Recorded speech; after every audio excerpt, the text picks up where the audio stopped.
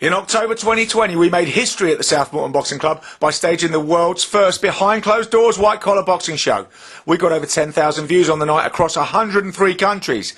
Now we're bringing the live rumble back, bigger and better than before. Follow the fighters in the build-up and vote on the night for your favourites. See all the thrills, spills and skills from the best in white-collar boxing, live and free at the KO Cup.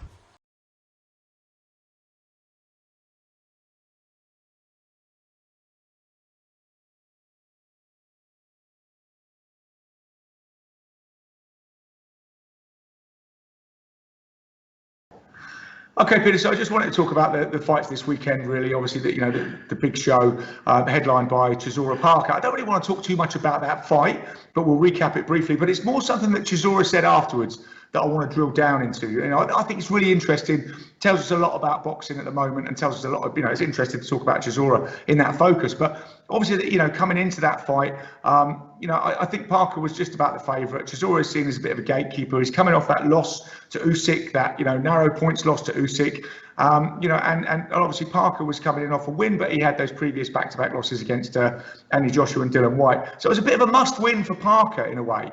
2 losses on his record now. And coming into the fight, you've got to remember that Dereck had 10 losses. And in a way, I'll come to this in a bit about what Dereck said afterwards. You've got to say to yourself, why is a guy with 10 losses in the normal world of boxing, politics, why is a guy with 10 losses headlining a pay-per-view fight? And the simple answer is, which I'll come to in a bit, is Dereck Chisora. That's why. So, the fight was very close. Chisora scored a knockdown of Parker in the first round, in the first 10 seconds. Usual, came out bringing it like he always does. Ferocious, relentless, coming through. Parker managed to get back in the game. Sweeter, maybe sharper shots. Dereck came on strong at the end. Personally, I only watched it once, but I had Dereck winning, probably ahead by a point. Dillian Whyte said that he thought Chisora was absolutely robbed. He couldn't see how they could give that fight to Parker. And there's no love lost between Dillian Whyte and Dereck Chisora. So that was Whyte's view. Even Eddie Hearn said afterwards that he thought he had Chisora ahead, but the judges gave it. But I think you can't disagree, really, if you boil down to this. I'm not going to scream robbery. If you look at what Parker said afterwards, brilliantly, honest man, really decent guy in boxing. He just said, look, I thought it could have gone either way. I didn't think I had it. I looked at Andy Lee, my cornerman, and said, what do you think? And he was like, I don't know. It's his town. It's his promoter. See what the result is. And it came out in favour of Parker. 2 judges went for Parker. 1 judge went for Chisora. So a split decision loss for Chisora, taking his record to 43 fights with 11 losses. So, in a way, you ask yourself, where does he go from here? I think it's interesting, and what he said afterwards, the interview with Chisora was quite revealing. He said, boxing hates me. He was obviously quite upset. He said, I brought it all, I give it all in the gym, and he is a loyal servant to the game, I think. I give it all, I train hard, I bring the fight to these people, I do all that, and then they do this to me. And he just said, boxing hates me. I'm not going to let them win. I'm going to carry on, And I just thought we'd just take a look at that statement, boxing hates me. Is he really getting shafted all the time? But as I said, the question mark is then, if he's getting shafted all the time, why is a guy with now 11 losses, headlining pay-per-view? And I think he'll headline pay-per-view again. I don't see why not. It almost doesn't tarnish Dereck Chisora. And this is the amazing thing, because, we've all, over the last few years, especially since Floyd Mayweather's great celebration of it, a loss is devastating to your career. 2 losses kind of end your career. And again, Parker in that interview afterwards was saying, I get to continue my journey now. I'm just so blessed and thankful that it was my night tonight. The fight could have gone either way, but I got the decision, so I can continue my journey. With the obvious intimation that he wasn't going to continue his journey if he lost to Dereck. So that would have been it all over. But it's not over for Chisora. There's talk of a Parker rematch. Parker, again, being the great bloke he is, said, look, I'll give him a rematch, no problem. The fight could have gone either way. Interesting to note, Chisora doesn't tend to do well in rematches. He's not one of those fighters, if you like. If you look at the Tyson Fury, the first fight for the British title way back in 2012 was very close. It was the 50-50 going in. It was seen as a very 50-50 fight, and Fury prevailed on the scorecards. In the rematch, it was a shutout, with Chisora's trainer Don Charles pulling him out after round 10. And if you look at the Dillian Whyte fights, nip and tuck in the first fight. Again, a split decision loss for Dereck, which he saw as very unfair. But in the rematch, Whyte stopped him in 11 rounds. So, looking back on Dereck's career, he does not seem to have had the rub of the green in a lot of these situations. And he's now got these 2 back-to-back losses. But look back to 2012, and he had 3 back-to-back losses And in fact, if you look at he had a run of 5 fights with 4 losses, because he lost that Fury fight, he won his next fight, then he boxed Robert Helenius for the European title away in Helsinki, in his backyard, and everybody thought he won that fight. That was one you could scream robbery at, but the decision went against him. A split decision loss for Dereck Chisora. And then he went in against Vitaly Klitschko in 2012 for the WBC title. In a way, very controversial, as Dereck always is. We go back in his career, he bit Paul Butlin. It was his first suspension, I think his 8th fight.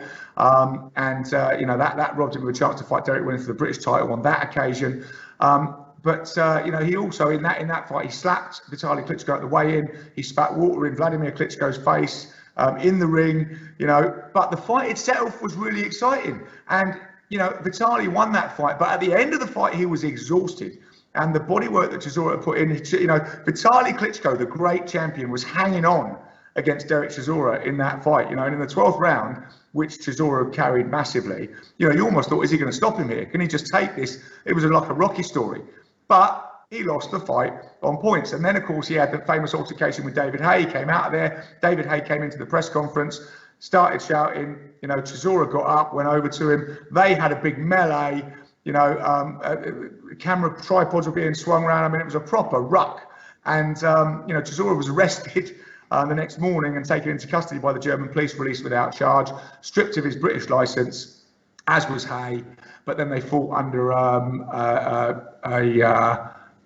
trying to think now. It's Malta, the Maltese license they got, and they fought at Upton Park, and Haye won that. So he was coming off 3 losses there. So he's always been a controversial bad boy, and he went from the real villain, like I say, biting Paul Butlin, throwing tables at Dylan White, slapping Vitaly Klitschko, so all this sort of stuff. He went from the real villain to being a bit of an anti-hero. Because you kind of thought, this guy has got real pluck. He really comes, he gives it every time, he never rolls over. All right, sometimes he doesn't perform as he might do, as in the second Fury fight, as a great example. But he always generally gives an exciting fight, and especially lately, this run of top contenders, where sometimes he doesn't get the rub of the green.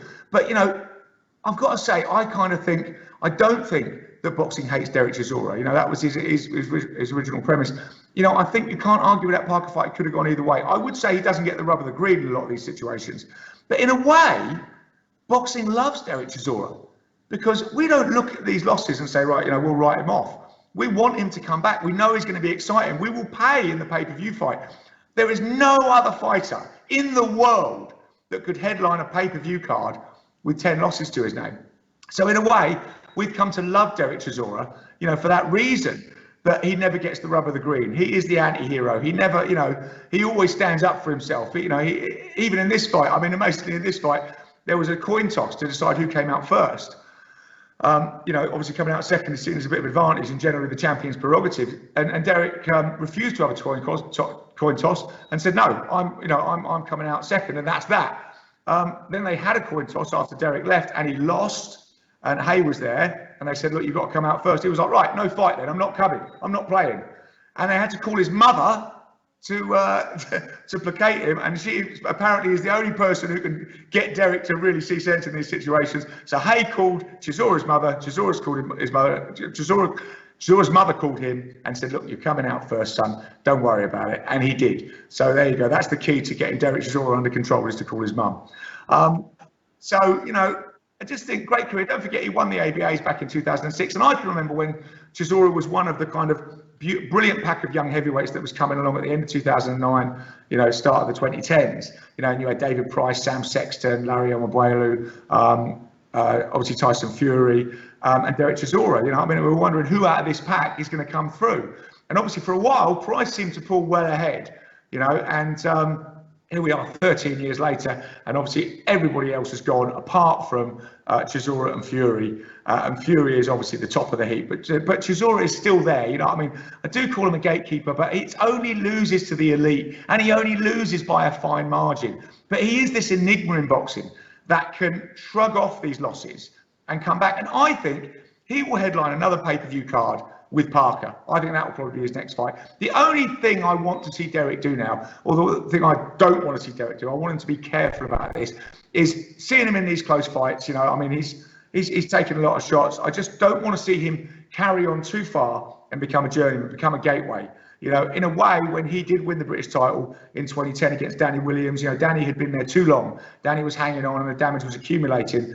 And then he went on just to be a name on people's records. I never want to see Dereck Chisora do that. You know, I think he's too good for that. He deserves to go out. And I think I'd say on top, but, you know, I know he lost that fight, but it was a great performance, as always, from Dereck Chisora. So, you know, I've got to say, Del Boy, I think, you know, boxing loves you. I know your record doesn't say that. I know these disappointments pile up, but boxing loves you. You've got a very proud career to look back on, you know, and you're the fans' favourite. Even though you never set out to be the fans' favourite, you kind of set out to be the villain. You ended up the fans' favourite. So hats off to Dereck Chisora. That's my answer to what he said. You know, boxing doesn't hate you, Derek. Boxing loves you. And the only other thing I'll say about that, just to go a little bit off tangent, Peter, on that show, obviously we had the Natasha Jonas-Katie Taylor fight, which was fantastic. Absolutely fantastic, you know, with Taylor coming through with really a sort of display in the championship rounds, showing her class. But Jonas, what an amazing fight, you know, and it was a very narrow points win for Taylor. And I just noticed this week as well, I've seen a lot of people on the forums and stuff saying, you know, I can't take to women's boxing, I don't like women's boxing, all that sort of thing. You know, some of these kind of stick in the mud. And, you know, we've been quite an advocate of women's boxing and saying it's great and all that sort of stuff. These are the same people, though, that say to me, you know, what I hate is that the best won't fight the best. What I hate is that there's not a unified champion. What I hate is that some of these fights are boring. Well, go and watch women's boxing then. Because there's a slew of fantastic fights all the time at the moment. And look at Katie Taylor, unified champion, always fighting the best. You know, and all right, I know there's a slightly, you know, less depth of talent pool in women's boxing at the moment. But, you know, it's bringing all these things that we always complain about in boxing, you know, to the fore. The best fighting the best, unifying the belts, all that sort of stuff. It's brilliant. That's just a little footnote I wanted to put on, you know, about that show. But, you know, again, really, I just wanted to applaud Dereck Chisora. You know, boxing doesn't hate you, boxing loves you, Derek.